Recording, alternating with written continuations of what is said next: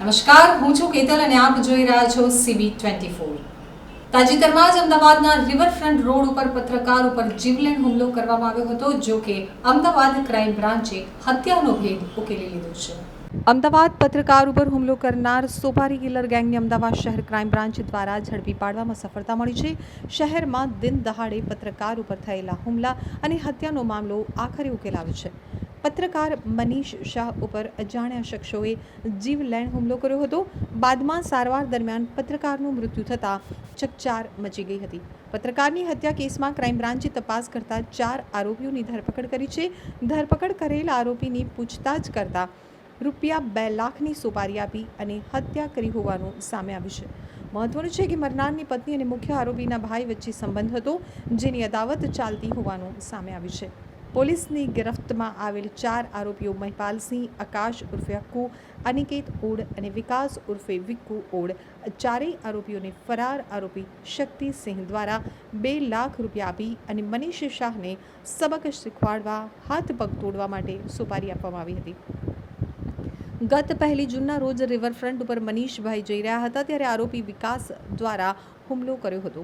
ત્યાંથી તે ફરાર થઈ ગયો હતો, જો કે સારવાર દરમિયાન મનીષભાઈનું મોત થયેલ છે। મળતી માહિતી પ્રમાણે આરોપી મહિપાલસિંહના ભાઈ યુવરાજસિંહ અને મરનારની પત્ની વચ્ચે અનૈતિક સંબંધ હતા, જેની મનીષભાઈને જાણ થતાં વર્ષ 2021માં મનીષભાઈની પત્નીએ વટવા પોલીસ સ્ટેશન ખાતે ફરિયાદ નોંધાવી હતી। આ ગુનામાં યુવરાજસિંહની ધરપકડ થઈ હતી। બાદમાં તેને વટવા પોલીસ સ્ટેશનની હદમાં પ્રવેશ ન કરવાની શરતે જામીન મુક્ત કરાયો હતો। બાઇટ: મનીષ શાહને સબક શીખવાડવા મહિપાલસિંહ દ્વારા શક્તિસિંહને બોલાવી અને 2 લાખમાં સોપારી આપવામાં આવી હતી। શક્તિસિંહે મહિપાલની મુલાકાત આકાશ સાથે કરાવી અને આકાશે અનિકેત તેમજ વિકાસ સાથે મુલાકાત કરાવી હતી। શક્તિસિંહને 1.20 લાખમાં મનીષની સોપારી આપી હતી, જેમાં બધાના ભાગે અલગ અલગ રકમ આવી હતી। એ જ દિવસે દરેકની રકમ આપી દેવામાં આવી હતી। નોંધનીય છે કે અગાઉ આકાશ હત્યાની કોશિશમાં પકડાઈ ચૂક્યા છે। હાલ ક્રાઇમ બ્રાન્ચ શક્તિસિંહને પકડવા કાર્યવાહી શરૂ કરી છે। ગઈ તારીખ 1 જૂને 1/6/2024ના રોજ મનીષભાઈ શાહ છે, જે વ્યવસાય પત્રકાર છે, તેઓ એમની મોટરસાઇકલ લઈને રિવરફ્રન્ટ ઈસ્ટ તરફથી જતા હતા। એ વખતે 2 અજાણ્યા વાહન ચાલક, 2 મોટરસાઇકલ ઉપર બેસેલ યુવકો આવ્યા। એમને એક બાજુ વાહન થોભાવડાવ્યું। જેવું વાહન થોભાવ્યું એ પૈકીના જે બંને યુવક હતા એ પૈકીના એક યુવકે એમને જમણા અને ડાબા પગના સાથળ ઉપર છરીના ગંભીર ઘાથી ઈજા પહોંચાડેલી। ત્યારબાદ મનીષભાઈને સિવિલ હોસ્પિટલ ખાતે સારવારમાં લઈ જવામાં આવેલા અને એમને આ બનાવ અંગેની ફરિયાદ રિવરફ્રન્ટ ઈસ્ટ પોલીસ સ્ટેશનમાં નોંધવામાં આવેલી। આ ફરિયાદ નોંધાયા બાદ અને એમની સારવાર દરમિયાન આ મનીષભાઈનું મૃત્યુ થયેલું ઈજાના કારણે। ગુનાની ગંભીરતાને ધ્યાને રાખી પોલીસ કમિશનરશ્રી દ્વારા આ ગુનાની તપાસ ક્રાઇમ બ્રાન્ચને સોંપવામાં આવેલી અને ક્રાઇમ બ્રાન્ચ ખાતે પોલીસ ઇન્સ્પેક્ટર VB આલ દ્વારા આ ગુનાની તપાસ હાથ ધરાઈ રહેલી છે। આ ગુનાની તપાસમાં જ્યારે ઈજા કરનાર, હુમલો કરનાર વ્યક્તિઓની કોઈ ઓળખ નહોતી, એટલે મનીષભાઈના રહેણાંક વિસ્તારમાં પણ તપાસ કરવામાં આવી, એમના સંપર્કોની પણ તપાસ કરવામાં આવી અને એ તપાસ દરમિયાન જાણવા મળ્યું કે મનીષભાઈને એમના રહેણાંક વિસ્તારમાં, એ જે સોસાયટીમાં વટવા ખાતે રહેતા હતા, ત્યાં પણ ઘણા બધા લોકો સાથે એમને અણબનાવ હતો। એ પૈકીનો એક જે વધારે ધ્યાને ખેંચે એવી બાબત હતી કે એક યુવરાજસિંહ કરીને એક વ્યક્તિ છે, જેના વિરુદ્ધ વટવા પોલીસ સ્ટેશન ખાતે 2021માં 376 મુજબનો ગુનો મનીષભાઈની પત્નીએ નોંધાવેલો હતો અને એ ગુનાની વિગત મુજબ એમને યુવરાજસિંહ સાથે લગ્નેતર સંબંધ હોવાને કારણે મનીષભાઈ સતત એમની વચ્ચે ઝઘડા થતા હતા।